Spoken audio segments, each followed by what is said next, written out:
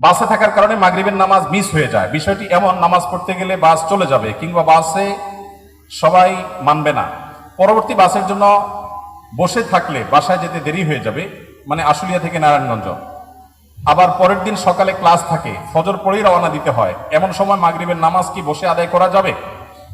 দেখুন, মুসলমানের কাছে নামাজের চাইতে গুরুত্বপূর্ণ কোনো বিষয় নাই। নামাজ হলো মুসলমানের কাছে সবচেয়ে গুরুত্বপূর্ণ বিষয়। বিধায় নামাজের জন্য যদি আপনার একটু দেরি করে যাওয়া লাগে, একটু পরের বাসে যেতে হয়, 1 ঘন্টা পরে বাসায় পৌঁছেন, তাহলে তাই করতে হবে।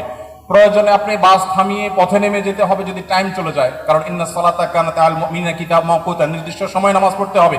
বিধায় আপনি নেমে নামাজ পড়ে নেবেন, এরপরে আপনি প্রয়োজনে নিজের গাঁটের টাকা দিয়ে অন্য বাসে যাবেন। যদি এগুলোর কোনোটাই আপনার জন্য সম্ভব না হয়, উজু করে বাসে উঠবেন, যে মাগরিবের নামাজ পথে আপনার সময় চলে যাওয়ার মতো পরিস্থিতি তৈরি হতে পারে, তাহলে বাসের মধ্যে আপনি যেভাবে সম্ভব দাঁড়িয়ে নামাজ আদায় করার চেষ্টা করবেন। যদি কেবলার দিকে যায় তাহলে ওইদিকে ফিরে, যদি উল্টা দিকে যায় তাহলে সেদিকে ফিরে, আর যদি অন্য কোনো দিকে যায় তাহলে কোনোভাবে মোড় ঘুরিয়ে দাঁড়ানোর সুযোগ বের করার চেষ্টা করবেন।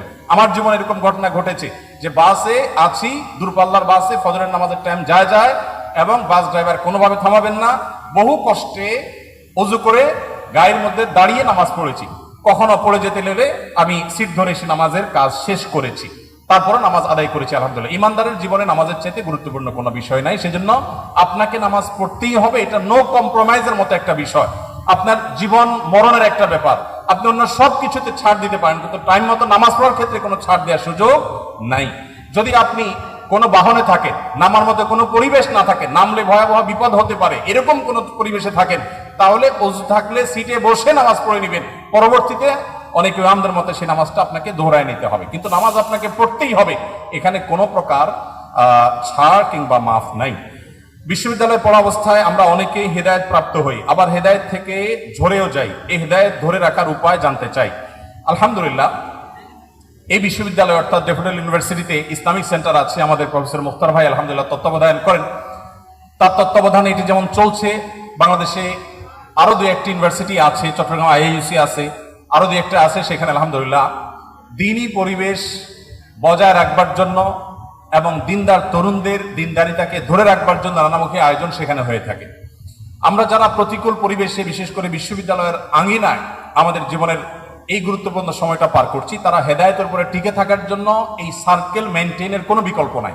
সোহবত বা সান্নিধ্যে থাকা, দিনদারদের নিজেদের একটা বলয় গড়ে তুলবেন, একটা সার্কেল গড়ে তুলবেন। এখানে যেরকম আছে প্রাতিষ্ঠানিক সার্কেল হতে পারে, অপ্রাতিষ্ঠানিক হতে পারে, শিক্ষকদের পরামর্শ এবং তত্ত্বাবধান নিয়ে দিনদার বন্ধু বান্ধবদের যে বলয় আছে, এটার মধ্যে যদি আপনি বেড়ে ওঠেন, ইনশাআল্লাহ আপনার দিনদারিতা অনেক বেশি সেফ হবে।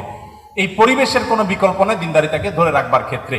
এবং সেই সাথে আল্লাহ তাআলার কাছে একটা দোয়া বেশি বেশি করে পড়বেন, রব্বানা লা তুযিগ কুলুবানা বা'দা ইয হাদাইতানা ওয়া হাব লানা মিন লাদুনকা রাহমাহ ইন্নাকা আনতাল ওয়াহ্হাব। হে আমার রব, আপনি আমাকে হেদায়েত দেওয়ার পর আর হেদায়েত থেকে বিচ্যুত করবেন না। আল্লাহর কাছে এই দোয়াটা বেশি বেশি পড়বেন। আর সূরা ফাতিহা যখন নামাজের মধ্যে পড়বেন, ইহদিনাস সিরাতাল মুস্তাকিম, তখন অর্থ বুঝে আল্লাহ তাআলার কাছে হেদায়েতের জন্য চেয়ে নেবেন, দোয়া করতে থাকবেন। ইনশাআল্লাহ পরিবেশ এবং আপনার দোয়া এবং প্রচেষ্টা, এই সবগুলোর সমন্বয় আল্লাহ তাআলা হেদায়েতের উপরে থাকাটা সহজ করে দিবেন।